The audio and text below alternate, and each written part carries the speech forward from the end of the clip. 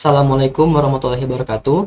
Bapak Ibu semuanya, izinkan saya untuk menjelaskan beberapa fitur yang telah kita tambahkan untuk aplikasi sidik anomali. Sebagaimana diskusi kita sebelumnya, bahwa ada beberapa isu yang ingin diangkat dari penambahan fitur tersebut. Saya ingin menjelaskan beberapa isu tersebut terlebih dahulu. Pertama, isu ekonomi digital. Kita tahu bahwa saat ini adalah era digitalisasi. Harusnya penetrasi digitalisasi pada usaha ekonomi juga meningkat. Kita juga sudah melihat tidak hanya di kegiatan ekonomi, di semua lini digitalisasi itu sangat masif perkembangannya. Harusnya fenomena tersebut dapat ditangkap di data SE 2026 ini. Makanya kami ingin membuat sidik anomali ini untuk bisa mengarah ke monitoring jumlah ekonomi digital di Sumatera Barat seperti itu. Lalu adanya isu tersebut, sedangkan kita juga punya potensi yang bisa kita gunakan untuk mengidentifikasi ekonomi digital. Potensi yang kita sebut dengan potensi ekonomi digital. Kita bisa melakukan identifikasi apakah usaha tersebut termasuk ekonomi digital atau enggak, itu dengan beberapa cara. Pertama, dengan mengidentifikasi dengan data fasi itu sendiri. Misalkan dengan ketika usaha tersebut teridentifikasi dengan terhadap KBLI tertentu, mungkin harusnya itu menggunakan ekonomi digital. Yang kedua, adanya potensi di masing-masing kabupaten kota bahwa mereka sudah melakukan inovasi untuk melakukan scraping data dari marketplace. Nah, itu merupakan potensi kita. Kita tidak bisa melakukan publish langsung data tersebut karena kita tidak punya legal untuk menggunakan data scraping sebagai data indikator. Namun, kita punya peluang untuk menggunakan data tersebut sebagai data pembanding kita. Mungkin usaha yang kita temukan di hasil scraping tersebut bisa di-matching dengan data fasih kita. Ketika itu ditemukan match, mungkin kita bisa mengidentifikasi itu adalah potensi sebagai ekonomi digital. Yang mana potensi ekonomi digital tersebut nanti akan kita konfirmasi ke petugas menggunakan aplikasi sidik anomali ini. Tentunya kita dapat memonitoring jumlah ekonomi digital dari masing-masing kabupaten kota dan jumlah potensi ekonomi digital dari masing-masing kabupaten kota. Apakah potensi tersebut terjawab sebagai benar-benar usaha digital atau sebagai bukan usaha digital. Yang ketiga adalah isu terkait sumber dari petugas SE kita pada saat ini. Tentunya kita tahu bahwa petugas SE bersumber dari banyak background, dari mahasiswa, dari petugas yang kita rekrut dengan waktu singkat dan lain-lain. Tentunya dengan waktu SE yang lumayan panjang itu, kita perlu mengevaluasi secara cepat apakah petugas tersebut ada red flag-nya atau tidak, dengan cara melihat berapa jumlah anomali yang dihasilkan oleh petugas tersebut, sehingga kita bisa tahu apakah petugas tersebut bisa kita gunakan atau tidak untuk bulan-bulan selanjutnya. Dan juga mungkin nanti dari pusat akan ada dashboard terkait SE 2026. Namun jika kita butuh sebuah dashboard spesifik yang pengen kita tampilkan di level Sumatera Barat, kita bisa menambahkan dashboard tersebut di sidik anomali tanpa kita harus menggunakan membuat sebuah environment baru untuk menampilkan monitoringnya. Lalu untuk isu selanjutnya yakni adalah di mana kalau kita lihat dari proses bisnis SE 2026 itu prosesnya banyak yang berulang, terutama untuk pemeriksaan oleh PML.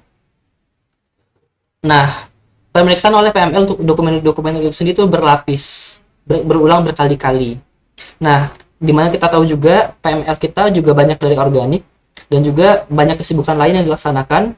Makanya kita ingin mempermudah kegiatan proses tersebut dengan adanya sidik anomali tersebut. Kita bisa mengidentifikasi mana anomali-anomali prioritas. Kita bisa membuat prioritas 1, 2, dan 3 sehingga nanti ketika keterbatasan waktu, minimal prioritas mana anomali dengan prioritas mana yang perlu kita konfirmasi terlebih dahulu. Izinkan Bapak Ibu saya menjelaskan beberapa fitur tambahan yang ada di sidik anomali. Nantinya untuk sidik anomali ini di beberapa bulan ke depan kita hanya fokuskan untuk SE 2026 Sehingga nanti kegiatan yang muncul di sini adalah kegiatan-kegiatan yang berfokus ke SE 2026 nantinya. Jenis anomali apa yang akan muncul nanti di kegiatan di kegiatan SE 2026, yakni adalah tiga ini Bapak Ibu, berdasarkan hasil identifikasi saya dari proses bisnisnya. Yakni pertama adalah anomali terkait potensi ekonomi digital, untuk mengidentifikasi apakah usaha tersebut ada potensi untuk ekonomi digital. Yang kedua, anomali terkait UB, dan yang ketiga adalah anomali terkait pendataan L. Karena kalau kita bisa lihat dari fase itu, sebenarnya dokumennya terbagi hanya dua, yakni dokumen UB dan dokumen L, sehingga harusnya strukturnya antara UB dan L itu mungkin berbeda, tapi sedangkan untuk UB itu walaupun dari Ngibar ataupun dari si Mandiri ataupun dengan petugas UPB, harusnya dengan struktur yang sama. Jadi sepertinya kita cukup untuk membuat tiga kegiatan ini saja. Berikut Bapak Ibu adalah rancangan untuk monitoring SE 2026 yang saya rancang. Pertama, di sini ada data update. Jadi admin di provinsi itu bisa melakukan update secara berkala untuk data tersebut. Nanti saya jelaskan bagaimana caranya. Lalu akan tampil di sini Bapak Ibu menurut kabupaten kota. Untuk yang status dokumen menurut kabupaten kota, saya mengelompokkan menjadi tiga. Pertama, submit sumbernya dari Ngibar atau Mandiri. Yang kedua itu adalah submit by petugas, dan yang ketiga adalah dokumen open. Jadi setelah saya identifikasi, kemungkinan itu hanya ada dua status dokumen di FASih, yakni submit dan open. Namun kita bisa mengklasifikasi submit ini menjadi dua lagi, yakni submit yang bersumber dari Ngibar ataupun submit yang bersumber dari submit dari petugasnya. Sehingga kita bisa melihat nih bagaimana progres dari Ngibar atau ngisi mandiri di masing-masing kabupaten kota, dan bagaimana progres untuk pendataan di lapangan dari masing-masing kabupaten kota. Di sini juga sama, jumlah Ngibar, jumlah mandiri, jumlah open ini secara provinsi, sedangkan yang di sini adalah menurut kabupaten kota. Dan juga kita bisa mengidentifikasi menurut status ekonomi digital dari masing-masing segmennya. Kita mungkin bisa memfilter dari pertanyaan 14 mungkin ya, pertanyaan rincian 14 untuk mengidentifikasi apakah itu adalah usaha di ekonomi digital atau tidak. Jadi kita bisa membuat submit-nya dengan status ekonomi digital, submit dengan status non digital, dan statusnya open. Di bawah sini adalah timeline untuk jumlah anomalinya. Jadi kita bisa melihat per tanggalnya itu bagaimana timeline progress dari jumlah, baik itu yang untuk ekonomi digital, submit lainnya, dan dari total assignment atau yang jumlah opennya. Nah, Bapak Ibu, di sini juga kami merancang sebuah dashboard di mana kita bisa melihat menurut kategorinya tadi itu. Pada layar pertama otomatis hanya ada dua jenis, yakni di fase itu, yakni submit ataupun open. Namun submit ini bisa kita lihat lagi, bisa kita kelompokkan menjadi dua, submit sebagai ekonomi digital atau submit sebagai non ekonomi digital. Nah, yang submit non ekonomi digital itu ada dua kemungkinan lagi Bapak Ibu, apakah dia itu ada potensi dari ekonomi digital yang kita temukan atau dia tidak berpotensi sebagai ekonomi digital. Jadi mungkin yang awalnya di sini submit ekonomi digital, sebenarnya ada potensi kita sebenarnya jumlahnya sampai di sini gitu. Jadi kita bisa melihat potensinya, jumlah potensi ekonomi digital yang ada. Di sini sama, tapi di sini menurut kabupaten kota. Ini adalah jumlah menurut provinsi. Kami juga di sini menambahkan menu upload Bapak Ibu. Jadi nanti admin provinsi bisa melakukan upload datanya. Data untuk yang dimonitoring ini tidak kita run sendiri kan, karena kita harus punya datanya dari FASih. Sehingga nanti kita menggunakan SQL Lab untuk kita upload ke sini. Nah, dengan format tertentu nanti akan muncul di otomatis di monitoring ini. Jadi nanti di sini akan berubah sesuai dengan tanggal update-nya tersebut, seperti itu. Sedangkan untuk fitur-fitur lainnya juga sama seperti sebelumnya Bapak Ibu, dari anomali, manajemen anomali, monitoring anomali. Misalkan kita bisa melihat untuk monitoring untuk yang potensi ekonomi kreatif, Jadi mungkin ada misalkan ada 5 potensi misalnya ya, ada potensi 1, potensi 2 sampai potensi 5. Ini monitoring secara umumnya. Sedangkan ini adalah monitoring secara khusus untuk masing-masing potensi. Kita bisa milih untuk potensinya. Misalkan potensi 1 adalah potensi ekonomi digital KBLI perbankan. Usaha ini terdefinisi sebagai usaha KBLI perbankan. Apakah benar tidak menggunakan ekonomi digital? Apakah tidak menggunakan digital seperti itu? Jadi kita bisa melihat bagaimana progresnya, berapa yang sudah terjawab untuk kabupaten kota masing-masing, secara umum, secara timelinenya, dan workload-nya seperti biasa, dan juga konfirmasi yang terbaru. Ini kita bisa lihat lagi di fitur di nilainya. Nah, ini yang lebih banyak jawabannya ya, jadi workload-nya lebih bagus atau di yang lainnya. Jadi Bapak Ibu, kita bisa mengidentifikasi atau menganalisis terkait beberapa hal di SE. Jika kita milih yang potensi ekonomi kreatif, tentunya kita bisa mengidentifikasi menurut masing-masing potensi ekonomi digital. Bagaimana jawabannya?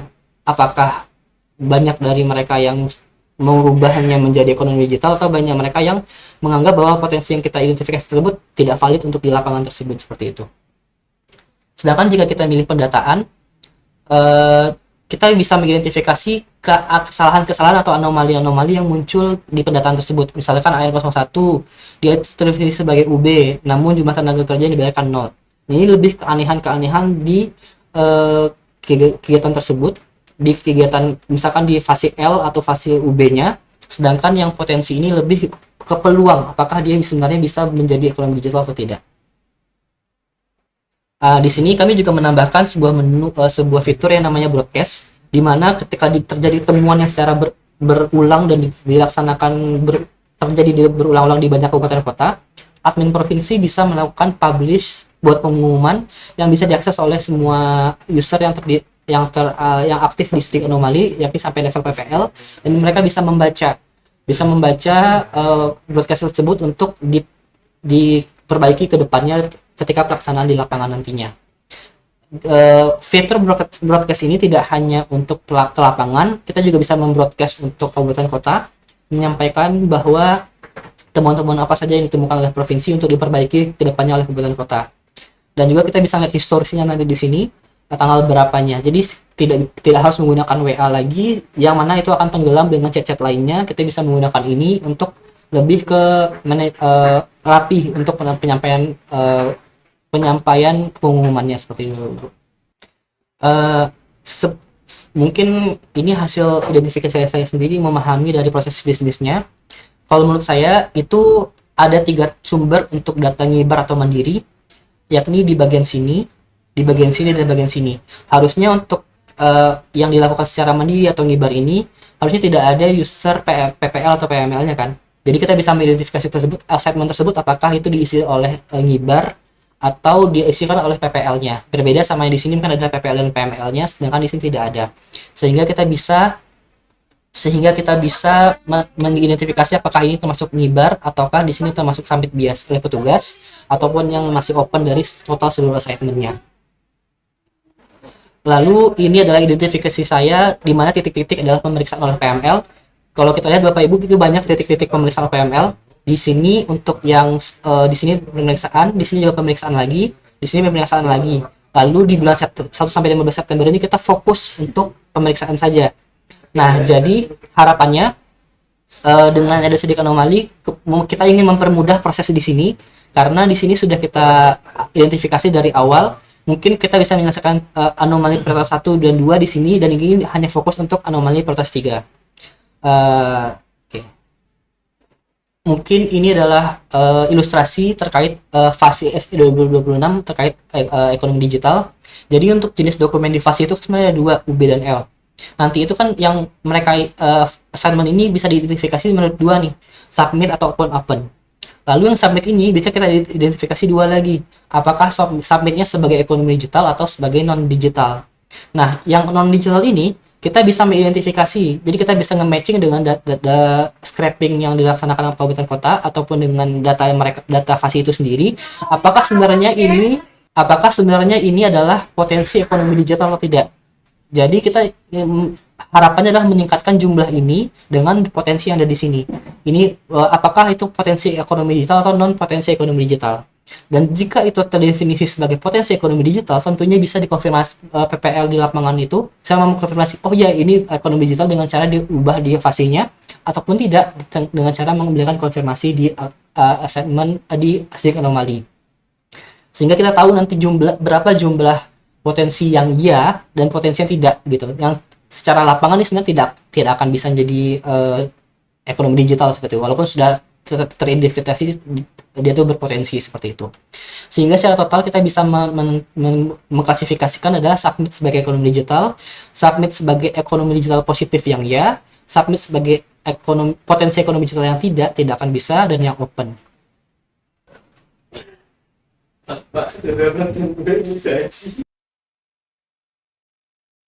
Nah, untuk mengidentifikasi masing-masing tahap ini, kita membutuhkan beberapa tools. Pertama, untuk yang mengidentifikasi apakah submit atau open, kita menggunakan SQL Lab. Untuk mengidentifikasi apakah ekonomi digital atau tidak, kita menggunakan SQL Lab juga dengan melihat beberapa variabel yang ada di fasih. Untuk mengidentifikasi apakah dia itu berpotensi ekonomi digital atau tidak, kita bisa menggunakan Python dengan matching data-data yang ada. Dan untuk mengkonfirmasi kita menggunakan aplikasi sidik anomali.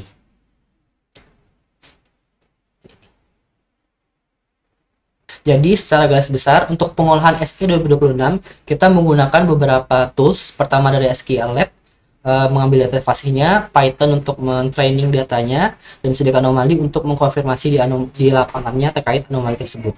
Dan juga sebagai manajemen dan monitoring anomali tersebut. Ini ilustrasi terkait status dokumen tadi, di mana ada dokumen submit dari yang pertama, jadi ada submit dan open, dan yang submit ini bisa diidentifikasi sebagai ekonomi digital atau tidak ekonomi digital, dan yang non ekonomi digital bisa diidentifikasi apakah dia berpotensi ekonomi digital atau tidak berpotensi ekonomi digital, seperti itu. Untuk memastikan konsisten dari data anomali yang kita upload ke sidik anomali, kita menggunakan beberapa skema. Jadi, misalkan di rumah tangga Syafiq ini ada anomali 1, 2, 3, 4, dan 5. Ketika upload pertama untuk rumah tangga Syafiq ini rupanya teridentifikasi dia muncul anomali 01, 02, dan 03. Maka anomali 01, 02, dan 03 itu muncul true, dan ini null karena belum pernah kita upload. Lalu ketika upload kedua, kita teridentifikasi di rumah tangga Syafiq itu rupanya anomali 01, 03, dan 04. Maka anomali 04-nya akan bertambah di sini. Nah, anomali 02-nya kan tidak terdefinisi lagi di sini. Maka kita bisa beranggapan bahwa sebenarnya anomali tersebut sudah diperbaiki di fasih. Jadi tidak perlu dikonfirmasi lagi ke petugas lapangannya. Jadi dia akan menggunakan status yang terbaru. Jika tidak muncul, maka dia akan dihilangkan. Dan ketika misalkan di 03 ditemukan lagi, mungkin diubah lagi sama dia sehingga muncul lagi anomalinya. Jadi akan muncul lagi sebagai dia untuk akan dikonfirmasi. Jadi itu yang kita laksanakan agar memastikan bahwa semua anomalinya tersebut konsisten untuk hasil konfirmasinya. Dan juga untuk status untuk anomali yang akan kita konfirmasi ada beberapa. Jadi untuk masing-masing anomali memiliki 3 variabel. Pertama, konfirmasi anomali jadi ini adalah teks untuk konfirmasinya bagaimana. Is update, apakah di-update dari hasil upload terakhir gitu kan, dan is kondisi lapangan, apakah ini sesuai dengan kondisi lapangan atau tidak. Jadi untuk masing-masing ini ada 2 isian, yang ini terisi atau untuk yang konfirmasi apakah konfirmasinya terisi atau kosong, untuk apakah update itu adalah true atau false, apakah dia di-update dari sebelumnya atau tidak, dan untuk yang apakah kondisi lapangan itu true dan false juga. Nah, jadi ketika dia konfirmasi terisi dan dia itu di-update dari sebelumnya dan kondisi lapangannya true, berarti anomali tersebut sesuai dengan kondisi lapangan. Jadi anomali tersebut dianggap wajar untuk rumah tangga tersebut karena kondisi lapangan seperti itu. Jadi anomalinya selesai sesuai dengan kondisi lapangan. Tapi jika kondisi lapangannya false, berarti anomali tersebut adalah jawaban dari si PPL-nya terkait anomali tersebut, Tapi jika muncul lagi, harusnya ini sudah dijawab sama dia. Kalau kita udah dijawab sama dia, harusnya di fase diperbaiki kan. Tapi di sini muncul false, berarti anomali sudah dijawab, tapi belum diperbaiki di fase gitu. Jadi kita bisa melihat anomali yang sudah dijawab, tapi belum dikonfirmasi di fase dengan cara ini, belum diperbaiki di fase. Harusnya nggak muncul lagi kalau gitu kan. Nah, jika terisi dan false dan true, maka anomali sudah diperbaiki di fase, tapi dia itu menjawab itu kondisi lapangan. Harusnya kan kalau nggak muncul lagi, berarti harusnya itu bukan kondisi lapangan atau adalah diubah di fase seperti itu kan. Jika sudah terisi dan tidak muncul lagi di upload selanjutnya dan tidak kondisi lapangan, ini adalah konfirmasi yang sebenarnya. Jadi sebelumnya dikonfirmasi, lalu di upload selanjutnya tidak muncul lagi dan benar-benar tidak kondisi lapangan, berarti adalah dia sudah mengkonfirmasi dan sudah memperbaiki di aplikasi fasihnya. Nah, sekarang untuk yang kosong. Nah, ketika konfirmasi anomalinya kosong, tapi dia muncul lagi di update selanjutnya, dan dia adalah kondisi lapangan, maka ini harus diisi, nggak boleh kosong.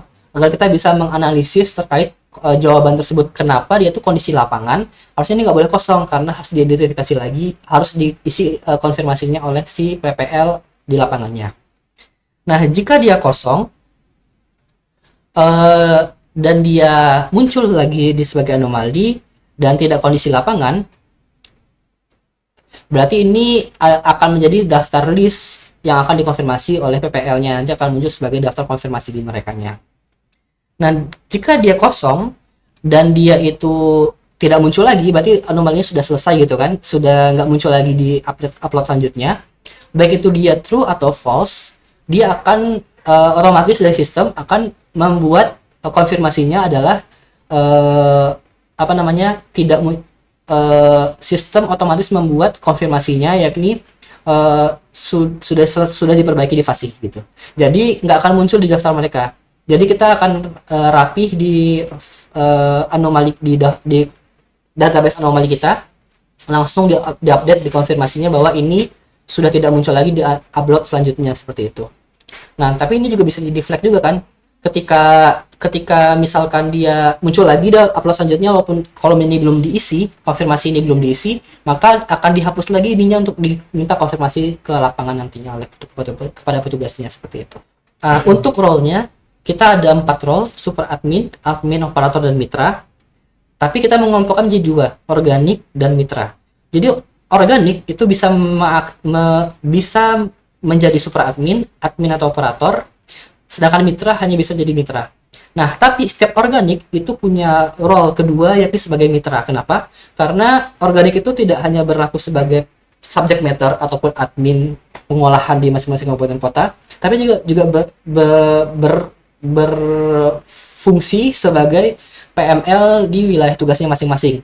Jadi ketika dia pindah menjadi role mitra, dia itu hanya akan muncul wilayah tugasnya sendiri untuk menyelesaikan wilayah tugasnya sendiri. Tapi jika dia pindah ke role organik, dia akan melihat anomali secara kabupaten kota untuk menyelesaikan masalah di kabupaten kota itu sendiri.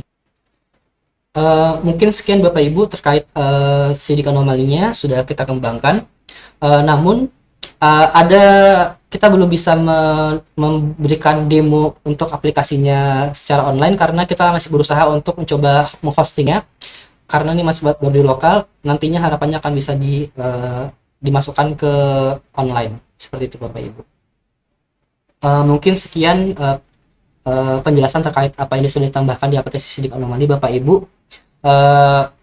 Kenapa agak lama untuk prosesnya, karena di dasar basic algoritmanya kita ubah, karena yang sebelumnya itu dasarnya itu ada kabupaten sampai wilayah SLS dan ID rumah tangga dan ID ART. Kita harus menambahkan bagaimana caranya agar sidik anomali ini bisa fleksibel sampai level manapun, apakah anomalinya level kabupaten kota, level kecamatan, atau level desa dan lainnya. Jadi kita agak menambahkan di sana Bapak Ibu. Mungkin sekian, terima kasih atas perhatiannya. Assalamualaikum warahmatullahi wabarakatuh.